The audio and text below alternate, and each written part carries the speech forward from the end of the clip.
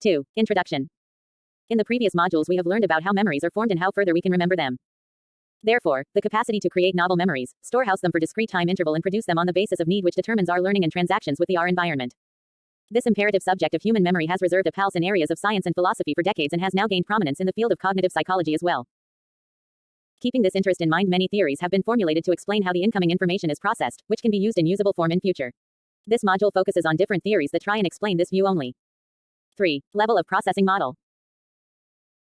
Given by Craik and Lockhart 1972, this model explains that information processed more deeply, according to their meaning rather than on the basis of sound or any other physical characteristics, will be remembered more efficiently and for much longer period of time.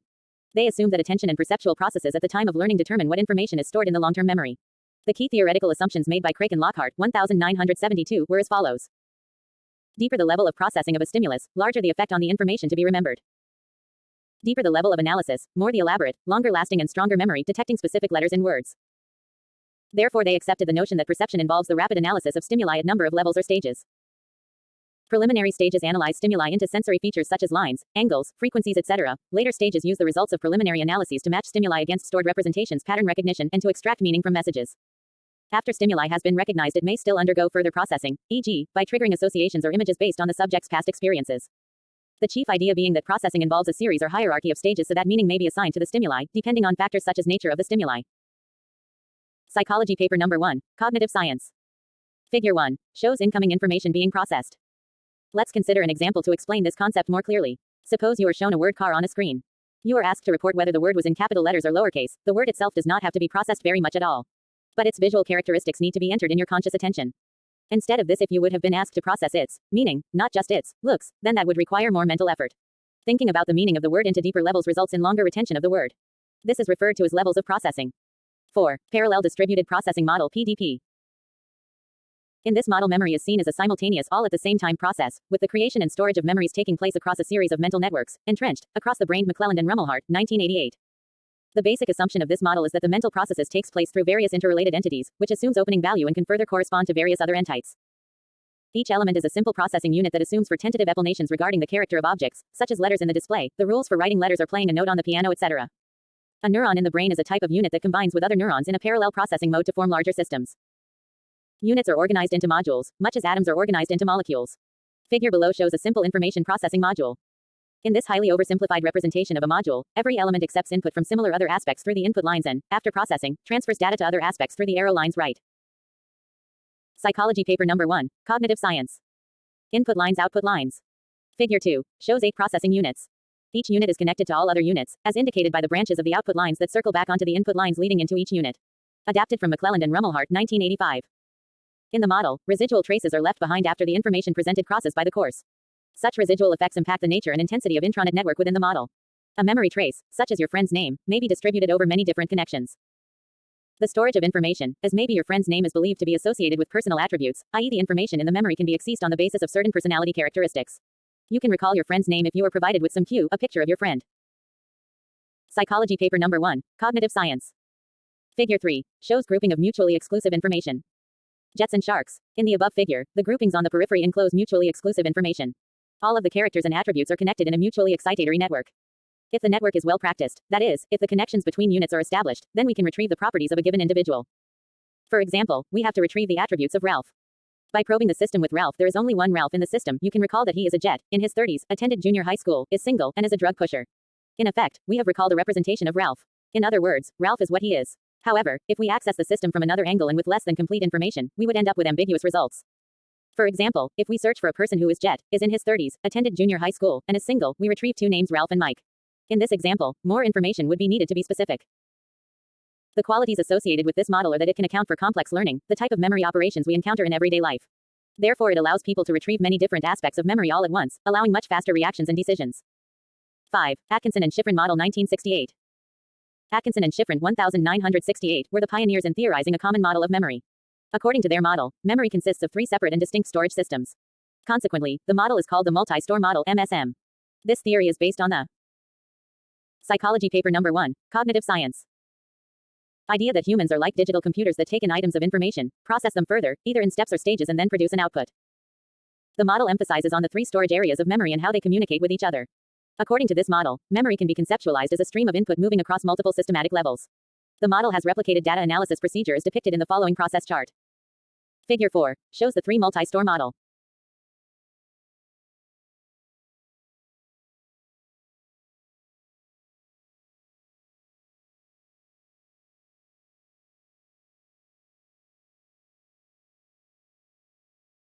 Figure 4 shows the 3 multi-store model. In the above figure, information flows from the environment, passing through a series of very brief afferent memories that are perhaps best regarded as part of the perceptual system, into a limited capacity short-term store. It is presumed that as long as an item resides in this store, there are bright chances of its transfer to long-term memory (LTM). LTM refers to paramnet storage of material for a considerable period of time, and short-term memory refers to the active memory, which stores a limited amount of information. Amnesic patients were found to have a deficiency in the long-term memory system, and short-term memory patients in the short-term store. Atkinson and Shiffrin, 1968. 5.1 Major components of the model. Sensory memory stores the information that is being received from the senses. The information received from the outer environment can be held for a brief duration in the sensory channels such as vision, hearing, touch, etc. The model supposes a unique storage system for each of the input received from all sensory receptors. The information stored in these stores is short-lived, as a vast majority of information is lost here. This storage function of the sensory channels is referred. Psychology paper number 1, Cognitive Science. As sensory register, attention is paid only to the significant input and then is transferred to the SHRT term memory. Decay or no use of information has been viewed as the major reason of forgetting in the sensory memory. Short-term memory is fragile and retains information from the sensory register for up to 30 seconds. Atkinson and Shiffrin, 1968. The information that goes through elaborative or maintenance rehearsal then gets transferred to the long-term memory. In case of STM, forgetting occurs as a result of displacement or decay. Long-term memory enables permanent storage of material. For lasting storage of information, maintenance or elaborative rehearsal is required. The information is stored in a highly organized manner. Forgetting from long-term memory is by decay or interference. 5.2 Processes involved in the model. Attention transfers information acquired from the senses to STM. The phase of attention selects from a wide range of stimuli that reach the senses. Only the relevant information is passed on to the STM, and rest being unimportant ignored or ignored. Hence, 99% of information is missed at this level itself. Rehearsal. Possess input from short-term store to the long-term store. For example, if a child has to remember the mathematical tables, he can learn it by saying it loudly. Elaborative rehearsal aims at assimilation of the material with the existing inputs or expansion in any other way facilitating longer preservation of information. Appraisal. This exemplar is of simple nature and is very helpful in doing investigation. Various other prototypes begin with multiple storage systems and then keep accumulating other information to it. Other researches indicating parallel working of two variant storage systems lend support to this model. As instance, Murdoch 1962 substantiated primacy and recency effect. Former refers to better recall of the information that is attended first, rehearsed and transferred to long-term storage system. The latter refers to enhanced recall of the information that appears last in the information order and is still fresh in the short-term memory. All the storage systems exhibit a differentiation in areas of volume, time length and processing. 6. Tulving's model. Tulving laid importance on the nature of the material that is being stored in memory. He differentiated between two different kinds of memory, episodic and semantic. Later another category of procedural memory was added. According to Tulving, short-term memory consists of a separate memory system. He believes that the first system that develops during infancy is of procedural knowledge, followed by semantic knowledge and lastly episodic memory. Psychology paper number 1, Cognitive Science. Figure 5 shows different kinds of memory. Episodic memory receives and stores information about temporally dated episodes or events and relations among those events. For example, memories of your first trip to Hills or first day of your college constitute episodic memory events. These are your particular experiences or events of your life, and it is quite susceptible to change and loss. Semantic memory that is related to words, concepts, rules, and abstract ideas. It is essential for the use of language. Therefore, it is an organized knowledge a person possesses about words and their meanings, relations, etc. In our daily life, we frequently retrieve information from semantic memory that is used in conversations and in solving problems. Tulving defines the role of consciousness in understanding the three memory systems. The three kinds of consciousness are anoetic, noetic, and autonoetic. For Tulving, anoetic consciousness relates to procedural memory, 1985, signifying knowing the unknown or consciousness of the unconscious. This in itself is contradictory, yet not unexpected in hypothesizing memory. If it is as real as it seems to be, then it may be rigid to identify with any model. It replicates to knowing without conscious awareness of doing it. Psychology paper number 1, Cognitive Science. Kinds of consciousness. Episodic, autonoetic, self-knowing, identity and subjective time, past, present, future. Semantic, noetic, knowing, awareness of internal and external world. Procedural, anoetic, non-knowing, stimulus response. Expression of knowledge. Episodic, flexible, recollective, and remembering. Access is conscious, self-motivated and apparently unhurried. Semantic, flexible, expression of knowledge is in varied conditions than it is acquired. Retrieval is automatic and fast. Procedural, inflexible, explicit reaction, straight expression determined, stimulus response association. Figure 6 shows three forms of consciousness in understanding memory.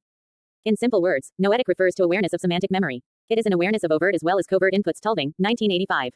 We are thoroughly aware of our address and the various landmarks in the vicinity to be able to give the correct directions to our house. We are able to recognize our emotions such as happiness despite its affectional tone without essentially associating it with an event. The consciousness awareness of episodic memory is called autonoetic. It is identity in subjective time. Tulving, 1985. However, McCune et al. 1986 pointed out certain criticism of Tulving's model with regarding two important aspects, meaning distinction between the semantic and episodic memory are not distinctly explained, making it non-testable, resulting in inconclusive experiments, and modeling where the aspects need to be replicated and not just trademarked as branding, which in no case explicates theoretical framework but rather just portrays a classification. McCune et al. 1986. Psychology paper number 1, Cognitive Science. 7. Summary. Craik and Lockhart in 1972 gave a theory on levels of processing. This theory explained that information which has been more deeply processed, or which has been processed according to their meaning rather than on the basis of sound, will be remembered more efficiently. The second theory was Parallel Distributed Processing Model (PDP), where memory is perceived as simultaneous process, with the creation and storage of memories taking place across a series of mental networks. Atkinson and Schifrin 1968 made first attempt in developing a general model of memory, building on the concept of various storage systems and their facilitative working. 3 STORE models explained about its major components, namely, sensory memory, long-term memory and short-term memory. Tulving's model, which focused on the nature of the material that is stored in memory and distinguished between different kinds of memory, episodic, semantic and procedural.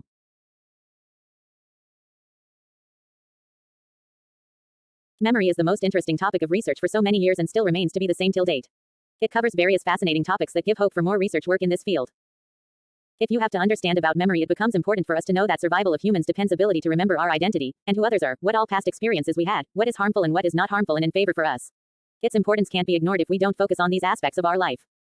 People generally assume their memories to be correct and real. This is so because it will be a very disappointing feeling to think that whatever we remember isn't true. The real fact is, memory is not complete or absolute. In fact, many of our memories are completely wrong and yet we hold on to them dearly. Just to understand these aspects only further, this module shall focus on the role of our everyday memories in our life, which includes our autobiographical memories and the eyewitness testimony. You shall also understand how we can improve our memory for better recall. 3. EVERDAY memories. Paper number 1, Cognitive Science. When memory is thought about by individuals, they focus on the context of everyday experiences which they might have gone through. The focus is always on why their own memory is so fragile and others in comparison are able to remember better. This has led for many researchers to study everyday memory. One of the researchers who studied everyday memory was Corriott and Goldsmith, 1996, who pointed out that everyday memory tended to differ from other memory researches in 3 dimensions. 1. What memory phenomenon should focus on? According to everyday memory, the phenomenon is to focus on everyday experiences of people. 2. How should memory be studied? Everyday memory focuses on the applicability of findings to real-life situations, which can further help. 3. Where memory phenomenon should be studied? Some of the researchers who all are working in the area of everyday memory are in favor of naturalistic settings. So far, these are the 3 questions: what, how and where, are the main focus of everyday memory. This can further explain the difference between memory as it was studied traditionally and memory that is studied everyday life. Neisert 1996 claimed to identify the crucial difference between the memory focused through experimentation that is laboratory research and the everyday experiences in natural phenomenon. The participants in traditional memory studies are generally motivated to be as accurate as possible in their memory performance. In contrast, everyday memory research is based on the notion that remembering is a form of purposeful action. 4. Autobiographical memory. Autobiographical memories are memories of an individual's past history. According to Conway and Rubin, 1993, autobiographical memory is memory for the events of one's life. Recently, it has become the focus of so many researchers, as it involves interesting psychological studies. One of the reasons that these types of memories are interesting is that they are related to individuals, where the focus is on their unique history of events. Here the individual himself is an expert, since no one else can know better about him or her life. For that reason, autobiographical memory, also known as personal memory, is a combination of episodes recollected from an individual's life. When considered collectively, autobiographical memories serve as the basis for a person's life story. These memories help form a person's sense of identity and self-image. Let's understand through an example. The attack on World Trade Center by terrorists was a public event, but the events which took place on your birthday are personal events known only by your own self, your guardians and some others. Thus, autobiographical events are those events which are experienced personally. Autobiographical memories are related to individuals' major goals, most powerful emotions and their personal meanings. Cohen 1989 stated that our sense of identity or self-concept depends on being able to recollect our personal experiences or events. If an individual is not able to recall events from their lives, it might affect their identity as such. An overlap is much seen between autobiographical memories and the episodic memory. Recollection of personal events and episodes can occur in both types of memories. So what differentiates both the memories from each other? Episodic memory can be without autobiographical memory. Nelson 1993, page 357. What I ate for lunch yesterday is today part of episodic memory. It will not be a part of autobiographical memory as it is not an unremarkable event. It has no significance to my life story. Paper number 1, Cognitive Science. 4.1 Structure or organization of autobiographical memory. There is always an enormous amount of information which is being stored away in autobiographical memory, which might be too general, not so important, or fairly important events. To understand this structure, it also becomes important for us to understand the patterns that are involved in the retrieval of personal information. Conway 1996 found that people remembered autobiographical events in terms of their lifetime periods as they can be applied over years or even decades. These periods are the first-level retrieval cues that serve to familiarize us to autobiographical time and trigger more specific recollections of those events. Therefore, he applied these informations and identified 3 levels of autobiographical memory. 1. Lifetime periods. It might evoke moods, significant goals, or general themes of the period but not concrete events. They are defined as ongoing situations which is substantial for a period of time. 2. General events. These are chronologically organized personal experiences that cluster about thematically important landmarks in time. For example, first-time experiences as failing in love, graduating from high school, etc. 3. Event-specific knowledge. These event-specific would be in terms of concrete images or sensory replays of a specific event. These detailed recollections are always integrated with schema-based representations of general events. Each level has its own special value. Lifetime periods are considered to be more effective cues to many kinds of memory retrieval than are other cues. Conway, 1996, did a study on this, where he told the participants to retrieve the specific events in response to keyword restaurant. The participants reported that they often worked through lifetime periods and general events before reporting the details of specific events. Barcelou, 1988, Conway, 1996, and others have suggested that autobiographical memories possess a hierarchical structure. Barcelou, 1988, suggested that there are hierarchical stages with event-specific knowledge forming part of a general event, and each general event forming part of a lifetime period. Information at the top is the least vulnerable to loss, and at the bottom we can see that the episodic specific knowledge are most vulnerable. A study done on brain damage patients supported this view. 5. Flashbulb memories. Brown and Kulik in 1977 coined the term flashbulb memory. Flashbulb memories are distinctly vivid, precise, concrete, long-lasting memories of a personal circumstance surrounding of certain dramatic events. Hearing the news that World Trade Center had been attacked by terrorists is the prototype case. You can also remember, with an almost perceptual clarity, where you were when you heard, what you were doing at the time, who first informed you about this incident, what was the immediate aftermath you heard, how you had felt about it. According to Brown and Kulik, flashbulb memories are not only accurate and very long-lasting, but also often include the following categories of information. Informant: person who actually told you the information. Place where the news was first heard: where were you when you first heard the news? Ongoing event: what all you were doing. Individual's own emotional state. Emotional state of others: reactions of others, when they heard this, consequences of the event for the individual. Paper number 1, Cognitive Science. Figure 2 shows picture of John F. Kennedy. These flashbulb memories are not as accurate or the permanent photographic memories, but the forgetting curve of flashbulb memories are far or less affected by time than is the case for other types of memories. The memories which are connected with historical events or autobiographical events are stored in one occasion and retained for a lifetime. Example: the assassination of Indira Gandhi, Rajiv Gandhi and John F. Kennedy, or attack on our parliament. According to Brown and Kulik, 1977, people have a tendency to record many important details, even sometimes casual details about a major event. The term flashbulb memory refers to the photograph metaphor for which the details of an extremely surprising or shocking event are printed accurately in memory. These studies were based on events such as the assassination of President John F. Kennedy in Dallas, Texas, and it appears that people are able to remember the exact events as well as the little details presented in the news. They postulated that the emotional impact of such an event promote rapid and durable imprints of the situation. Figure 3 shows World Trade Center. Why the flashbulb memory so different? The answer to this is the emotional arousal at the moment that the event was registered to the memory. It is the emotional elicited by a flashbulb memory event that increases the ability to recall details of the event. Flashbulb memories may be remembered clearly because they have been rehearsed frequently, rather than because of the processing that occurred when learning about the dramatic event. These memories are shared with each other that they tend to be repeated again and again. It can also be that these memories might not be accurate, as the accuracy declines from first 3 months and stables at about 12. Paper number 1, Cognitive Science. Months. For some of the situations, all the information can be recalled, like the time and date of its occurrence, because we make a deliberate effort. For example, you may still remember the date of the terrorist attacks which took place in US on the 11th of September. The reason to remember this event may be because you might have recorded and labeled in some form. For such events, we even remember other little details about the clothes worn that day, or where were you present when all this took place. With whom, doing what. 6. Eyewitness testimony. Memory of the eyewitness is an important aspect of episodic memory. It is the fact that many innocent individuals have been put in prison purely on the basis of eyewitness testimony. For example, a man can be punished by taking into account the report of a single eyewitness who might have been present at that situation, therefore the reliability in such situations plays a major role. Let us consider an example of a girl who identified a man who had raped her at knife point. The man was convicted and given a life sentence. Few years after, new DNA report showed that it could have been somebody else as the rapist. The statements given by her were convincing, but they were inaccurate. Eyewitness testimony, and the factors that influence its reliability, have been the focus of much interest. A lot of research is being done in this area. The following are some of its concerns. 6.1 Role of emotional arousal. Emotional arousal can cause poor recall for details as shown by experiments. Loftus et al. 1978 showed a film to its participants, where a boy was held up by the criminals. He wanted to test the memory details of its participants, and showed that a high arousal version of a young boy being shot and falling to the floor. In the film it was seen that the boy was clutching his bleeding face, this therefore led to a poorer recall than a lower arousal version. However, research into so-called flashbulb memories does show that in certain circumstances memory can be intensified by emotionally charged events. Emotional arousal does impact the memory of a person, therefore a single eyewitness for an incident is not to be believed, as his emotions might overpower him. Eyewitness studies caused, in 1976, the Devlin report to recommend to the judges that they should convict a person on a single eyewitness testimony. but only in exceptional circumstances such as the witness is a friend or relative, or when there is substantial corroborative evidence. 6.2 Post-event information. The study by Loftus 1979 shows that the way questions are framed and the words used to put up a question can affect the recall of a memory, but other studies have also shown that an object mentioned after an event can often be mistakenly recalled as having been there. Dodson and Reisberg, 1991. It also appears that when a new object is mentioned, it is incorporated into the old memory and subsequently it becomes impossible to distinguish from what was originally seen. Eyewitnesses may provide detailed accounts of all the events that might have taken place, and also the amount of detail provided seems to correlate with the possibility of a conviction which can be irrelevant. Bell and Loftus, 1989. This can further make the jury members get impressed by the confidence of an eyewitness. Participants watched a traffic accident and were then asked one of the following. Speed of the car when they contacted each other. Speed of the car when they hit each other. Speed of the car when they smashed into each other. Paper number 1 Cognitive Science. Eyewitness responses were influenced by the verb used in the questions, which were asked in 3 different manners. The sentence which used the word smashed produced the highest estimates of speed, in comparison to the participants who had heard the word smashed latter. The choice of words also affects the memory. When the word smashed is used, accident is perceived as more violent than when words such as contacted or hit are used. The study demonstrates that not only the memory of the event matters, but also the methods of questioning can probe memory. 6.3 Confirmation bias.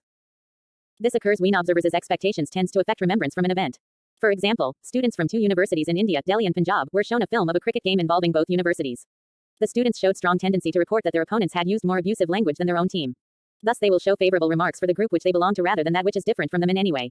If we apply this in crime situation, it will really have an impact on an eyewitness person. In a study they had shown a filmed version of crime to the participants. It was observed that memory impairing effects of violence would be even greater in the case of real-life crime, because the presence of violent criminals might endanger the life of an eyewitness. 7. Improving memory. As discussed above, are some of the issues which are impacting our everyday memory. Much research has focused on its limitations or distortions. However, it becomes useful to study individuals with good memories, so that understanding of efficient human learning can be focused on. Memory problems are common. Many things around us influence our ability to make and retrieve memories. When we refer to poor memory, we are generally talking about poor recall. The main reasons range from encoding failures to problem retrieval. William James and many others, including mnemonics, emphasized to how we encode things in our memory. Some of the techniques used in improving memory are explained in this section. 7.1 Mnemonic System. Mnemonic is a technique or device, such as a rhyme or an image, that uses familiar associations to improve the storing capacity and the recall of information in memory. 3 important parts are incorporated into the definition. 1. The use of familiar associations. 2. The storage, or coding, of information. And 3. The remembering of information that is stored. Therefore, mnemonics are strategies for improving memory which can support learners to recall large information, especially in the form of lists like characteristics, steps, stages, parts, phases. 7.1.1 Method of loci. One of the oldest and best documented of the early mnemonic devices is the method of loci. The method of loci uses locations of a familiar place, imagined in memory, as a framework for memory retrieval. When we use this method, we tend to make association of items as we wish to remember them with some location or an image of a familiar room, building, or street. As we retrieve the information which we have remembered, we tend to mentally stroll down memory lane and visualize the same location. If the method is successful and it works, the information we stored in various locations will automatically come back with the memory of that location. The method can be effective if we visualize the object, doing something, or interacting in some way with the objects at a given location. The method of loci is being used since the ancient time, when Cicero, the Roman orator, recommended it. Lecturers during this phase were not given in form of lecture notes, so memorization techniques were valued. Paper number 1 Cognitive Science. Does this system work? Let's take an example. A child is being asked to do something by his mother, but eventually he forgets what he was supposed to do. He goes back to the same place where he was sitting or whatever he was doing, till he remembered. This worked because the child associated his memories with a location as in the above example. When the child returned to the location where the memory was encoded, that got some cues that helped them retrieve the memory. Therefore, location provides cues to jog memory. 7.1.2 Peg Word System. The peg word system, or peg list system, has several forms, but the basic idea is that one learns a set of words that serve as pegs, on which items to be memorized are hung, much as hat rack has pegs on which hats, scarves, and coats may be hung. Let's consider an example to further understand it. The number rhyme peg system is the easiest peg memory system to learn. For each of the numbers from 1 to 10 and even up to 20, really you associate with each number a word that rhymes with that number. Here is a widely used version of the number rhyme list. 1 bun 6 sticks. 2 shoe 7 heaven. 3 tree 8 gate. 4 door 9 wine 5 hive 10 hen. Figure 4 shows visual memory system. Now really tap into your visual memory and make each of these listed items very clear in your mind. For example, what kind of sun you see. Picture it vividly. What type of shoe? A man's dress shoe, for instance. Therefore, when the peg list has been learned, the learner hooks a set of items to the pegs. 7.1.3 Keyword Method. It is to some extent different from the peg word technique. It has been used by Atkinson 1975, Atkinson and Ruff 1975 in second language instruction. A keyword is an English word that sounds like some part of the foreign word. Atkinson 1975 page .821. After participants associate the spoken foreign word with the keyword, they form a mental image of the keyword interacting with the English translation. Thus a chain is formed between the foreign word and its English translation. Consider pato, the Spanish word for duck. Pato is similar in sound to pato. Using the word pot as the key word, we would image a duck with pot over his head. 7.1.4 Organizational schemes. It is commonly known to all of us that knowledge is structured in a systematic way. All mnemonic systems are based on the structuring of information so that it is easily memorized and later on retrieved. These. Paper number 1 Cognitive Science. Organizational schemes may be based on places, time, sounds, and imagery and so on. Another powerful technique is to organize information into semantic categories, which are then used as cues for recall. It has been suggested that when mnemonics are produced to aid memory, then we are organizing the material which explains the reason of our better remembrance. Why we remember it so much better. However, creating mnemonics also requires that we elaborate material or process it at a deeper level. So for example, when we pair tomatoes with bun or feta cheese with choux, we are creating visual images of the words which, according to Craik and Lockhart's levels of processing theory mentioned earlier, means we are processing at a deeper level. Similarly with a mind map, we are looking for connections or creating visual representations of the material being learned. 7.1.5 Story Method. Story method. It is a method which is to use to remember a list of words which are unrelated by linking them within a context of a story. For example, the words to be remembered are gray, colorful, big, corner, evil, lived and bite. The story may go as follows. The grey elephant liked to eat colorful berries from the big tree that was in the corner of the field. However, the evil snake that lived in the corner of the field would bite the elephant if he tried to eat from the tree. Research showing that the story method aids memory recall was carried out by Bauer and Clark. They gave participants 12 lists of 10 nouns to recall. One group used the story method whereas the other group did not. The group who used the story method recalled 93% of the nouns compared to only 13% in the other group. 7.1.6 Face Name System. Face name system. Another mnemonic technique that helped to remember names. Imagine a name of a person and link it to his image. Link this image to a prominent feature on the person's face. For example, if someone was called Rachel Egginton, you could imagine her with an egg on her head. 8. Summary. Everyday memory. Focus on the context of everyday experiences which people might have gone through. Autobiographical memory is termed as personal memory that are the combination of episodes recollected from an individual's life. They are identified in 3 levels: lifetime periods, general events, and knowledge-based events. Flashbulb memories are distinctly vivid, precise, concrete, long-lasting memories of a personal circumstance surrounding of certain dramatic events. Memory of eyewitness is an important aspect of episodic memory. It is the fact that many innocent individuals have been put in prison purely on the basis of eyewitness testimony. The role of emotional response, confirmation bias cannot be ignored here. Mnemonic is a technique or device, such as a rhyme or an image that uses familiar associations to enhance the storage and the recall of information in memory. Different ways to improve memory are PEG system, keyword method, story system, and face name. Paper number 1 Cognitive Science. Paper number 1 2. Introduction. We will begin this section by first understanding what is sensation and perception. The perceptual processes allow us to interpret the events around us. Both sensation and perception work in understanding and interpreting the stimuli around us. For example, you have been asked to look around where you are sitting right now and notice the objects you see. Maybe, you will notice the windows, trees, people around you, etc., wherever you are placed currently. What you have done is just perceive the patterns, objects, people, and even the events around you. Such aspects constitute our conscious experience and foster transactions with world around us. Therefore, perception is the process by which the sensory input or information is organized and interpreted into a meaningful experience. Further, this module will help us in understanding different approaches towards understanding what perception is and what are the different depths involved in perception. 3. What is sensation and perception? Every day we are surrounded with dynamic stimuli. Variety of such stimuli gains acknowledgement through the processes of sensation and perception. It is with the help of sensation and perception that we are able to perceive an object by paying attention towards it. In our everyday lives, we do not make sense of all the things that happen in the world. We select input, attach meaning to it, and then gain perceptual experience for it. Accordingly, this helps in understanding what sensation is. Sensation is the process of acquiring sensory information from the receptors and converting it into action potential. Every moment our sensory receptors receive large amount of input which is scrutinized by attention processes.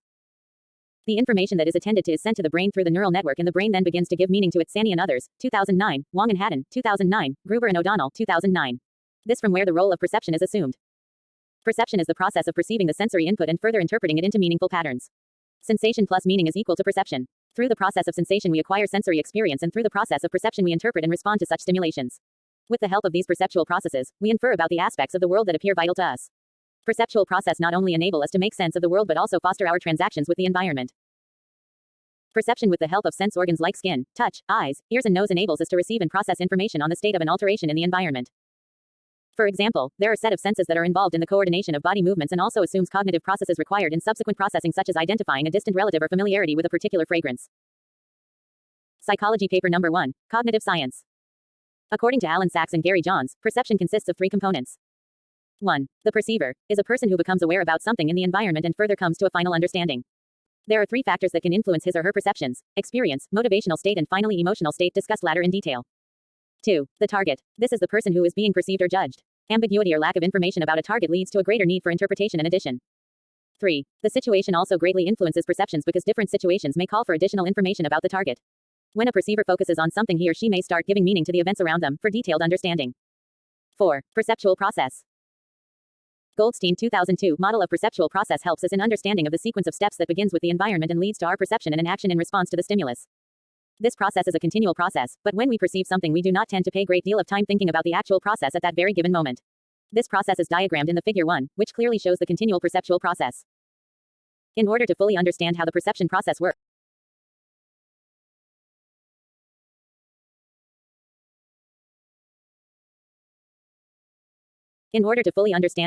process works, let's start by breaking down each step.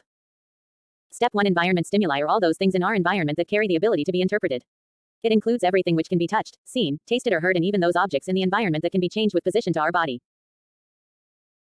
For example, you have gone for jogging in the park. What all you see there are your environmental stimuli, the people you notice talking to each other, children playing, cars passing by, and even tree branches swinging by breeze. All these serve as the starting point of our perceptual process.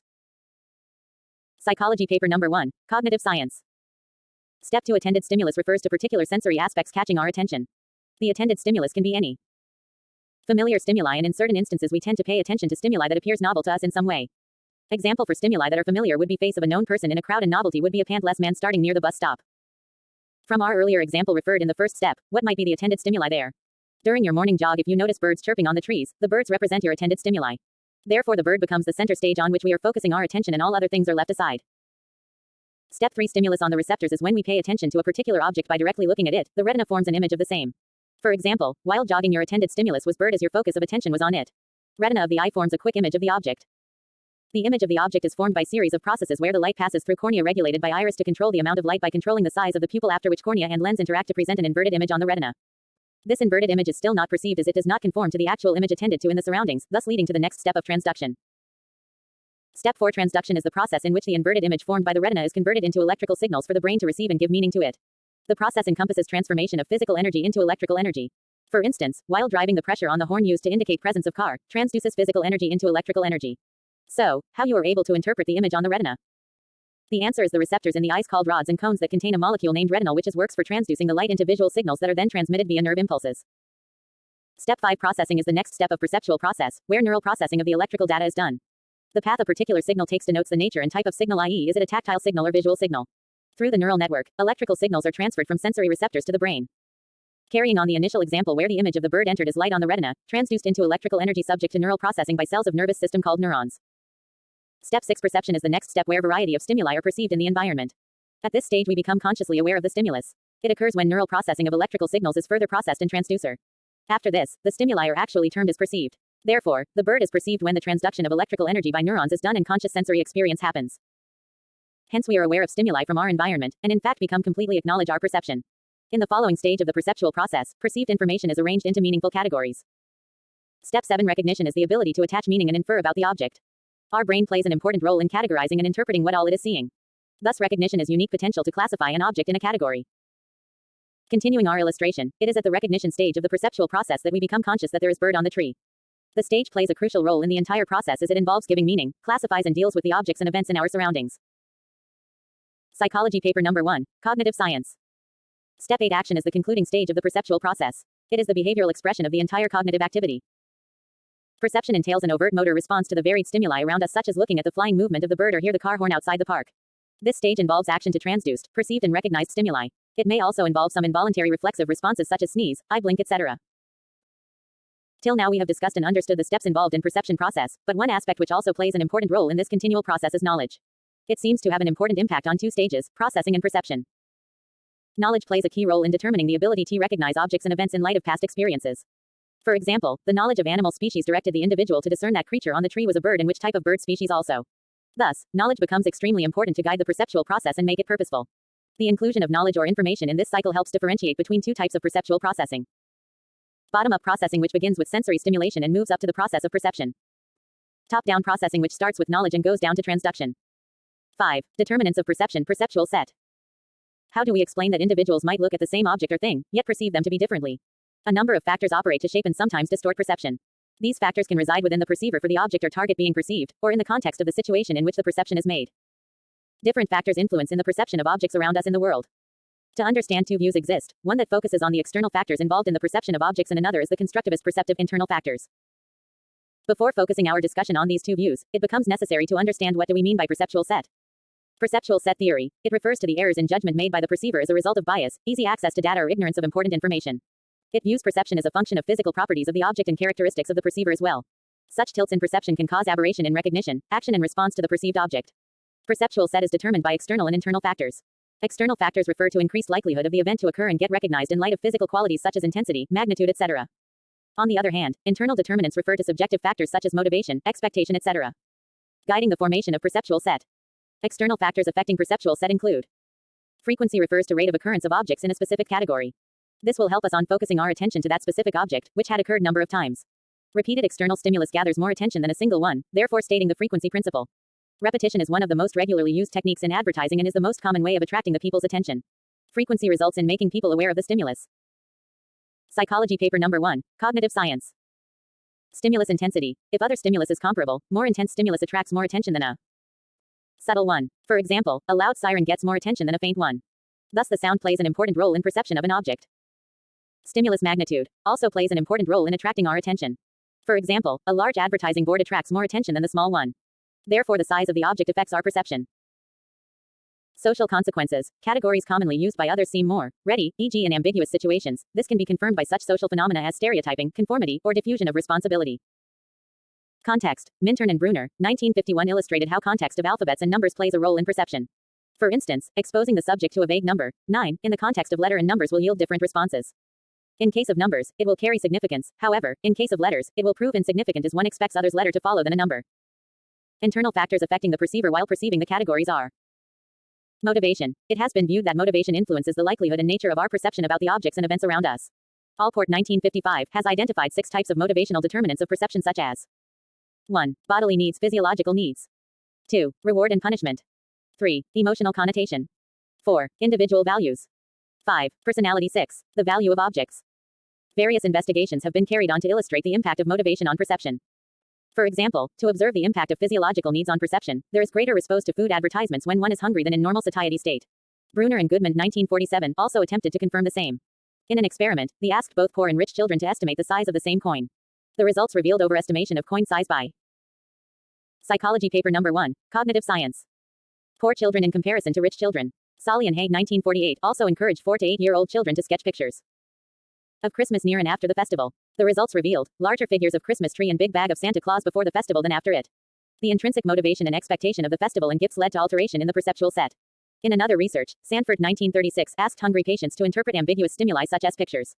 Influenced by the biological need of hunger, all the stimuli were perceived to bear some or the other relation to food. Similarly, Gilchrist and Nesberg, 1952, observed hungry participants to overestimate the size and brightness of food pictures than non-hungry subjects. Emotion. In various investigations, robust effects of emotion on perception are observed. The term, perceptual defense, is used to connote the same. McGuinness, 1949.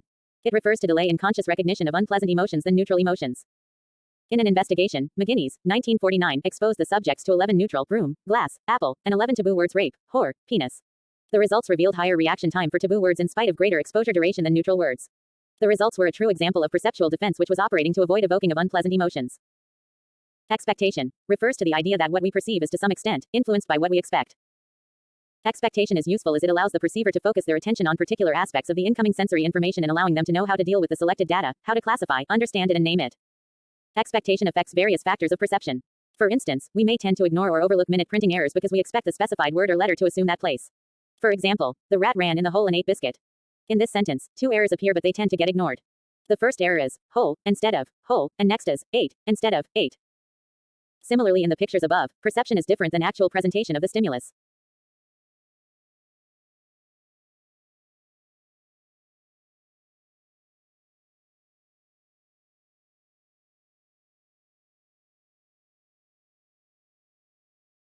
Similarly, in the pictures above, perception is different than actual presentation of the stimulus.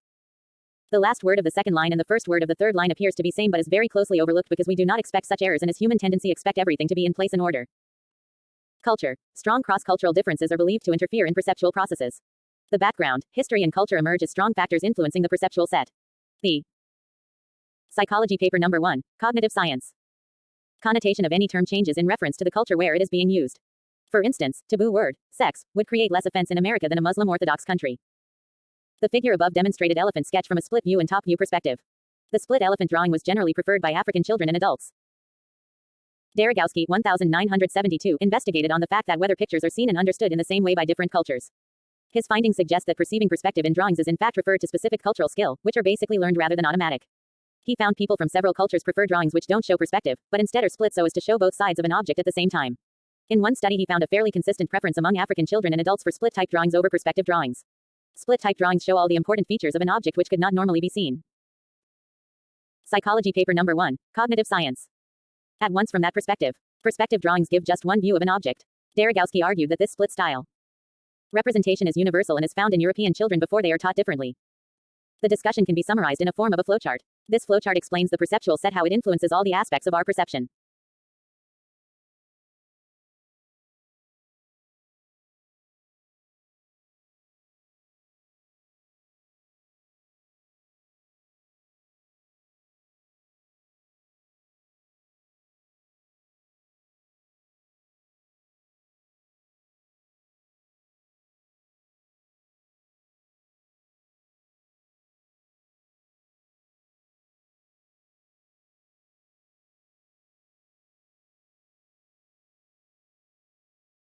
Psychology paper number 1, Cognitive Science.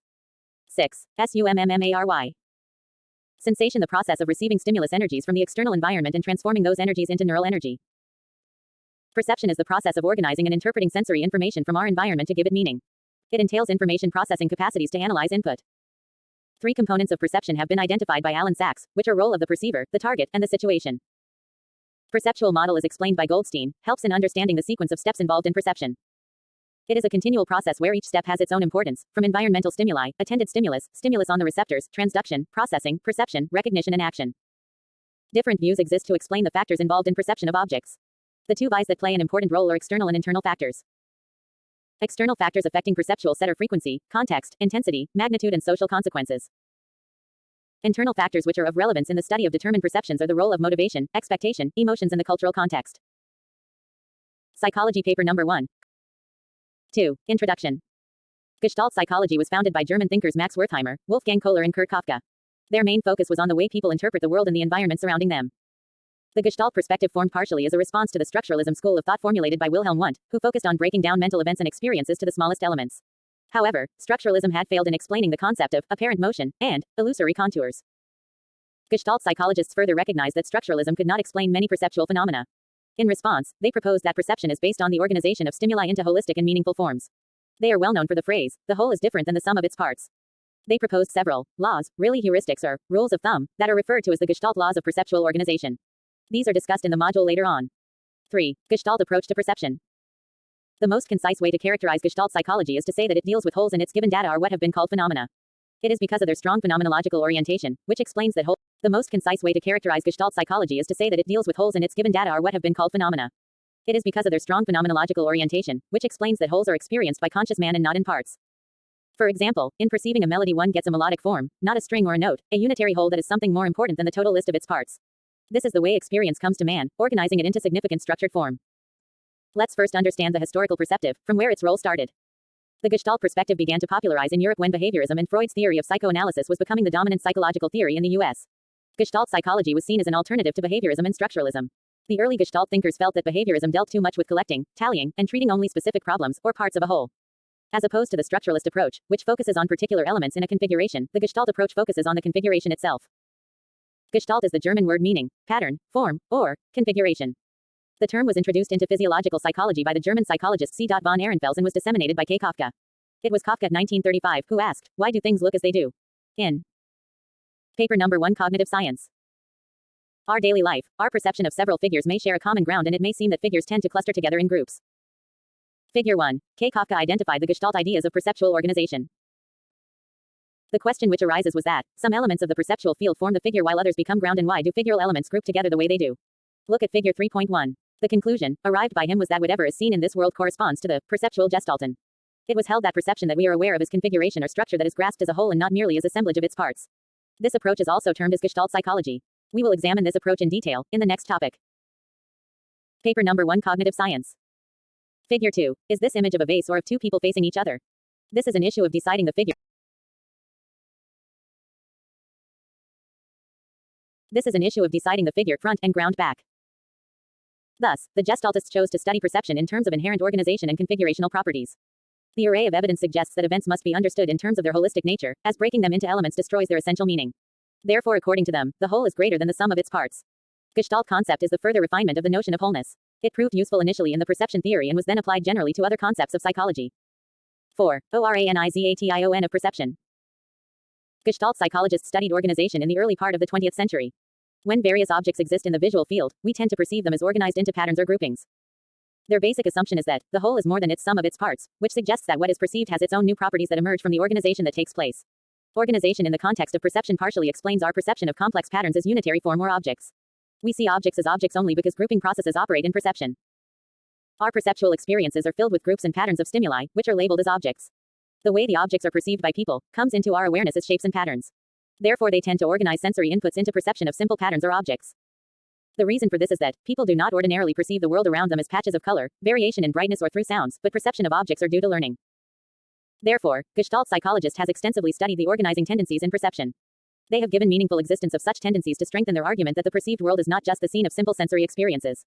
The principle that helps to explain how objects are organized and perceived includes the following. 4.1 Law of similarity. According to Gestalt psychology, perception is about what happens to information as we process it, not just about the information itself. The law of similarity asserts that humans will instinctively group like objects together. Expanding upon this further, we can see that the more basic and straightforward the objects, the easier and more uniformly most people will group that information. In Figure 2, we can see the picture composed of circle and square shapes. The rows are alternatively placed in circles and squares. How this image will be perceived by you? You probably will not see any rows at all. Instead, you would probably see vertical columns of circles and squares, disregarding the presence of rows altogether. In this example, the grouping not only assists us in recognizing similarity, but actually shapes the way we perceive information. Gestalt psychology thus states that an end perception will be more than the sum of the parts composing that perception. For if the Paper number 1 Cognitive Science. Sum of the parts were the only factors influencing perception in our example of the law of similarity, we would either merely see a collection of circles and squares devoid of any type of grouping, or have no preference for columns or rows. Figure 3 shows that items that are similar tend to be grouped together. In the above image, most people see horizontal columns of circles and squares. 4.2 Law of Pragnanz, Law of Good Figure. The law of Pragnanz can also be introduced as the law of good figure or the law of simplicity. According to this law, objects in the environment are perceived as simple and as good a gestalt as possible. The word good here refer to the things being regular, orderly, simplicity, symmetry, and so on, which then refer to specific gestalt laws. For instance, a set of dots outlining the shape of a star is likely to be perceived as a star, not as a set of dots. We tend to complete the figure, make it the way it should be, finish it. Like we somehow manage to see the following figure as A, B. Figure 4 shows a set of dots which is perceived as a star. Paper number 1 Cognitive Science. Another example for law of Pragnanz is shown below, where we see the image as series of circles rather than as much more complicated shapes. Figure 5, Law of Pragnanz, which shows image of series of circles. 4.3 Law of Proximity. The principle of proximity states that, everything else being equal, the stimuli that are closer to one another are perceived as a part of the same object as against the stimuli that are not together and separated. This strategy of perception assembles different elements as a part of a whole.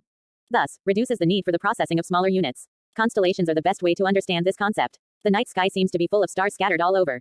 Yet we tend to group the stars closer to each other as a part of something big. This has led to the formation of shapes like the Big Dipper or Orion's belt. We have essentially created meaning out of randomness. Now, look at the circles in the figure below. The circles on the left are in a haphazard order, while circles on the right are neatly organized. Consequently, on the basis of law of proximity, we the circles on the right is forming a neat triangle, contrary to the circles on the left. For this reason, people tend to see clusters of dots on a page instead of a large number of individual dots. The brain groups together the elements instead of processing a large number of smaller stimuli, allowing us to understand and conceptualize information more quickly and holistically. Paper number 1 Cognitive Science. Figure 6, the law of proximity. 4.4 Law of Continuity. The law specifies that the elements that are a part of the continuous sequence are grouped together as a whole.